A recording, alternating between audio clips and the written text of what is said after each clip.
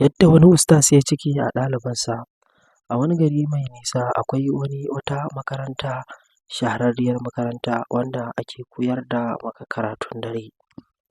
Wannan malami ya kasance ustazi ne kuma yana da kima da daraja a idon mutane, kuma malamin ya iya darasi sosai. Don haka kowane magidanci yake turo matarsa da kuma 'yan mata ake turo su wannan makaranta domin ɗaukan karatu. Sun ɗauki lokaci da dama yana koya karatu a ɗalibai ba wata matsala, wanda mutanen gari suna alfahari da wannan ustazi, wanda duk cikin wannan gari ba ustaz kamar sa. Wata rana kuwa wannan ustaz ke da wuya sai ya ƙyallo wata yarinya a cikin ɗaliban da yake koya musu darasi. Ustaz nan da nan sai ya ji yana sha'awar wannan yarinya. Daga ƙarshe idan an shigo aji sai ya fi mai da hankalinsa a kan wannan yarinya, suna wasa suna dariya da ita domin duk attention ɗinta ya dawo gare shi domin ya biya buƙatarsa. Ita kuma yarinyar nan ta ɗauka kawai kamar soyayya ne irin ta haɗu tsakaninsu da malamin, domin tana gani kamar tana ƙoƙari ne haka yake nuna mata soyayya. Ya nuna bambanci sosai a sauran ɗaliban a aji, domin yana shigowa ba karatun wanda yake fara karɓa sai karatun wannan yarinya. Wannan yarinya kuwa ta kasance 'yar gidan wani alhaji ne da ke cikin wannan gari. Wannan alhaji shi ma ya yaba da hankalin wannan ustaz ɗin ne ya kawo yarinyarsa wannan makarantar. Wannan yarinyar kuwa ta kasance doguwa ce, kyakkyawa, son kowa ƙin wanda ya rasa. Shi kenan wannan malami kullum yana cikin tunani a kan ta yaya zai tunkari wannan yarinya ya faɗa mata shi abin da yake buƙata daga gare ta. Kullum dai haka idan ya zo ƙara mata darasi suna hira na duniya, bayan ya ƙara mata darasi yana ɗan tsokananta haka, yaushe ne za ki ɗan kawo min ziyara a gidana?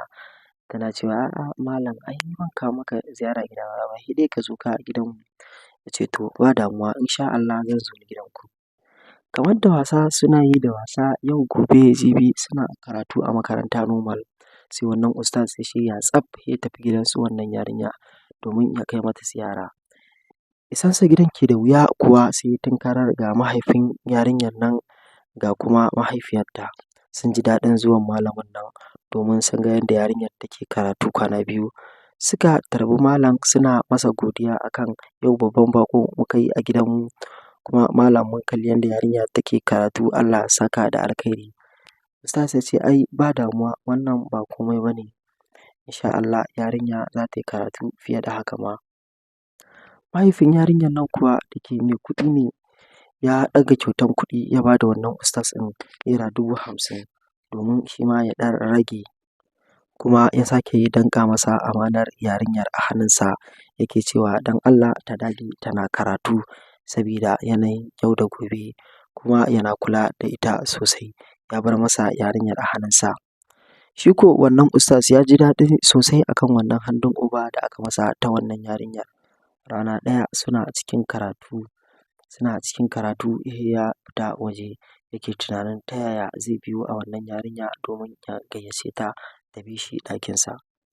Shi kenan hakan kuwa ke da wuya sai wani tunani sai ya dawo aji.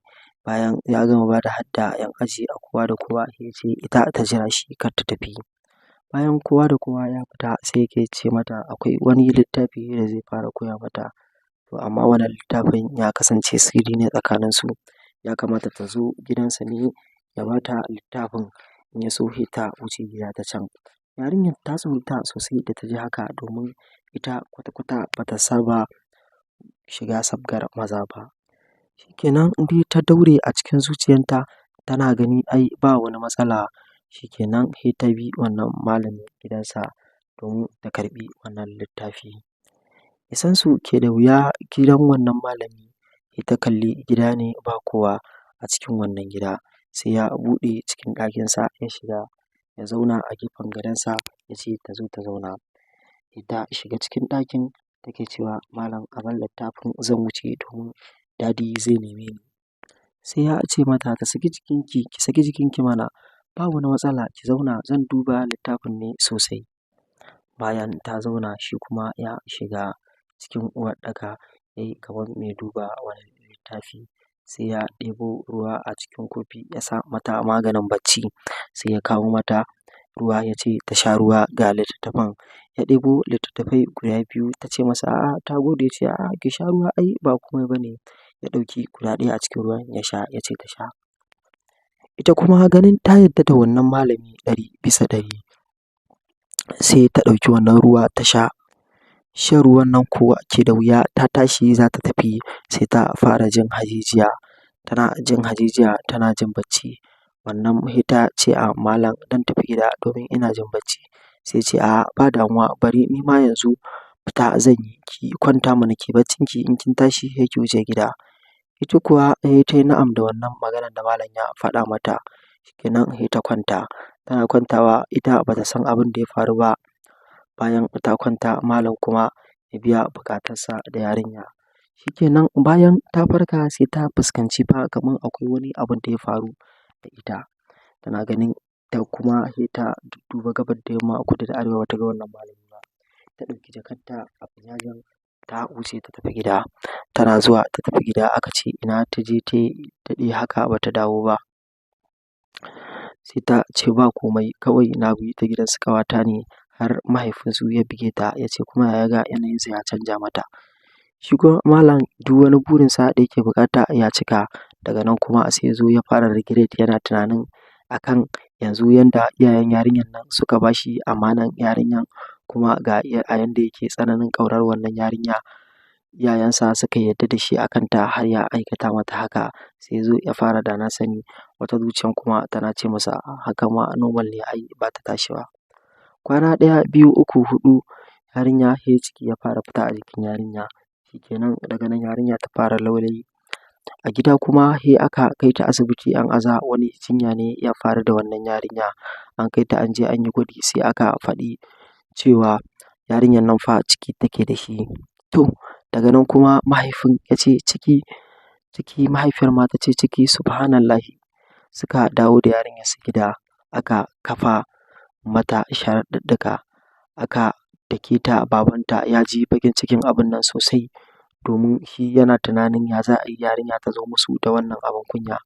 Ana dukanta ana cewa ta faɗi wane ne ya mata ciki. Shikenan ba nan da jimawa ba kuwa mahaifin sai ya gayyaci wannan malami gida domin ya ɗan masa wasu tambayoyi. Shikenan wannan malami kuwa jikinsa yana ɗar sabida tun daga jin haka sai ya tabbatar kamar ta tashi kenan. To shikenan wannan malami kuwa ya tattara kayansa yana shirin guduwa ya bar gari. Sai aka je aka faɗa wa mahaifin yarinyar nan wannan ga nan malam fa yana shirin barin gari. Daga nan kuwa sai ta tabbata mahaifin yarinyar nan ya gane wannan malamin shi ne mata ciki. Aka zo aka tilasta ta tabbatar cewa wannan malamin shi ne ya mata ciki. Daga nan wannan malami dai aka samu damar ganawa da shi. Yana shirin kuma barin gari aka kama shi. Mahaifin yarinyar yake ce masa bai masa adalci ba. Bai dace ya ba shi amanar yarinya kuma ya ci masa amanar ‘yarsa ba. To don haka shi ma sai ya karɓi hukunci. Jin haka kuwa ke da wuya, malaman makarantar nan su suka nuna ba su yarda akan wannan malami ba ne ya aikata wannan abu. Ku biyo mu a shiri na gaba domin ci gaba da ƙarashen wannan labari, domin akwai cakwakiya mai girma a cikin wannan labari. Idan farkon zuwanka ne wannan channel ɗin, ka daure ka mana subscribing kana ka danna alamar ƙararrawa. Mun gode.